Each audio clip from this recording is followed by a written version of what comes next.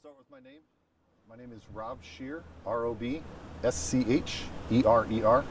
I'm a sergeant with the Phoenix Police Department's Public Affairs Bureau. Obviously, you guys have heard from our chief. We're at the scene of an officer-involved shooting here near 87th Avenue and Bell Road. I'll give you as much information as I have, answer whatever questions I can get. First, I did want to say to our community, thank you very much for your thoughts and prayers for our officer. Hopefully you do know. If you don't, he was released from the hospital in the last couple hours and is expected to fully recover.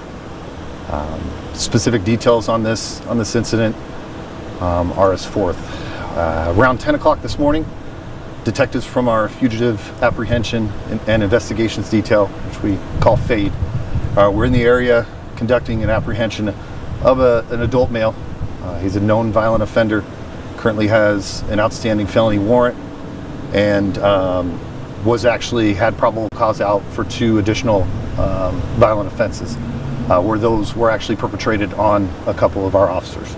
I don't have any other specifics on that case. I can get those at a later time if they become available. This person was located in the area just to my right, at which time an apprehension was attempted.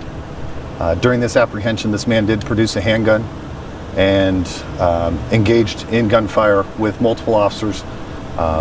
This man did fire his weapon, and multiple officers did fire their firearms.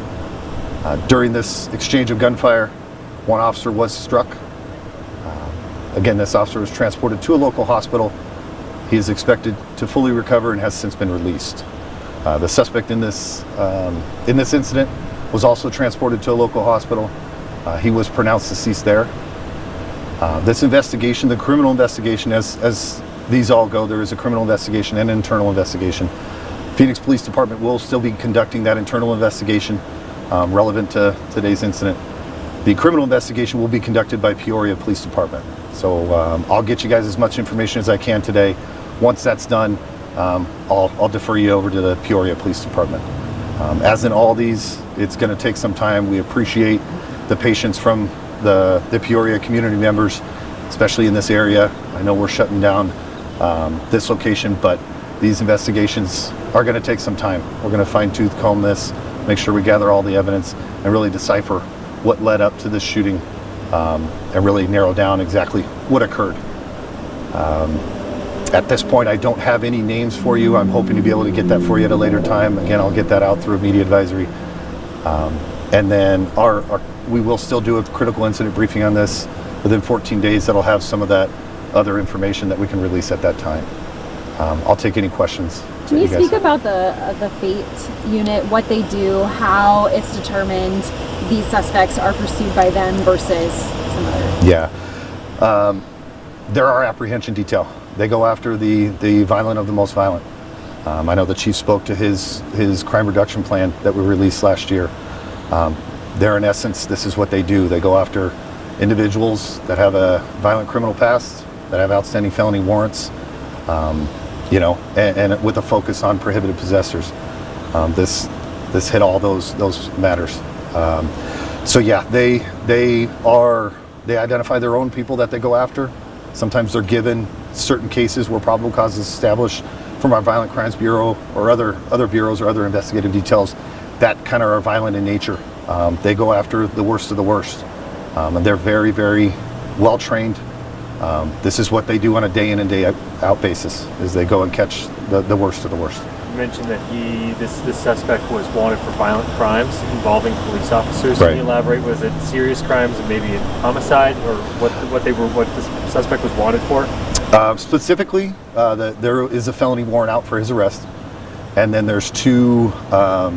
there's one incident that included 2 officers where aggravated assault that did occur. I don't have specifics on that.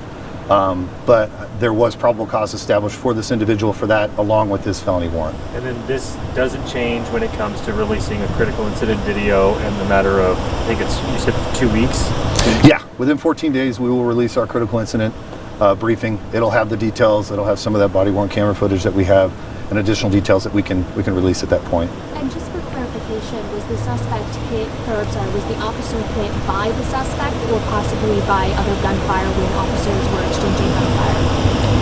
I can't give you specifics on that. What I can tell you is, at least from what we've seen on the scene, it was going to be gunfire from the suspect, not any crossfire situation or anything of that matter. And were officers wearing any body cameras? There is body-worn camera footage in And this. is there any relationship to this dealership with the suspect? Like, did he work there, or was this just a place where they were trying to apprehend him and it all went down? Just a place they were trying to apprehend him. And you guys were tailing him at that point, or these guys and gals were tailing him? I'm not going to get into the specifics of how we got here with him. We were tracking him, and we did end up locating him and identifying him here in this parking lot. Any more information on that aggravated assault on the police officers and when that occurred, the prior crime, the prior violence? I don't have specifics on that. I can try to get specifics on that, and maybe include that in the media advisory if I can get down to exactly when and where that did occur. It may not be today. It may be an added deal tomorrow or something like that. But I'll try to narrow down exactly what that probable cause was for. So this was a police pursuit or a police surveillance operation from Fate that ended in Peoria, and that's when the shootout ended up. Yeah, I wouldn't necessarily call it like a pursuit situation. Our fugitive team doesn't operate in marked uniforms and marked cars.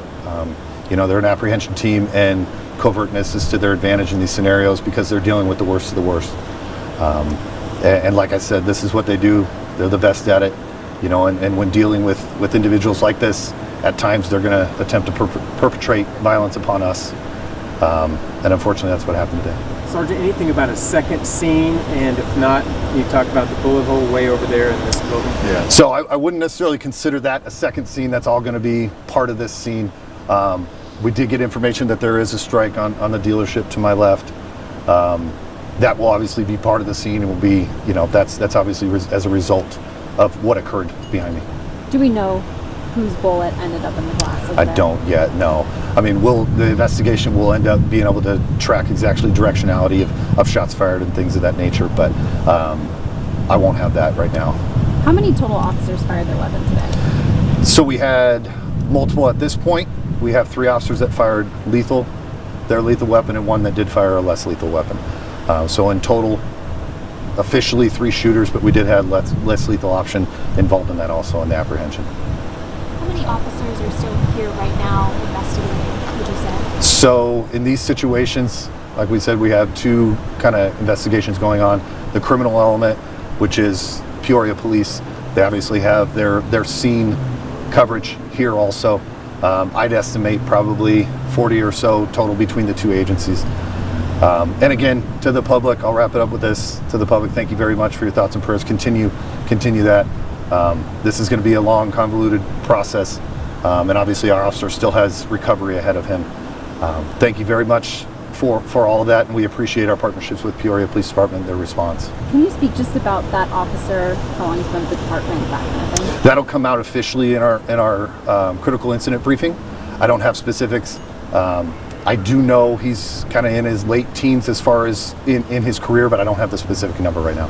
How much longer until this is opened up? This is probably going to take upwards of 3 to 4 hours. I mean, that's what happens in these scenarios. Like you guys know, we have a bullet strike here. We obviously have a large scene behind us. It's going to take quite some time for criminal investigation, then the internal investigation to get through. You said it already, I'm sorry. Which department is going to run the investigation? The Peoria Police Department will do the criminal investigation. Phoenix PD will do the internal investigation. So thank you guys very much. Anything else I have, I'll kick out in a media advisory. Thank you. Thank you. Yeah, appreciate it. Oh, yeah. This one's making right here. Oh my goodness, what a mess we got.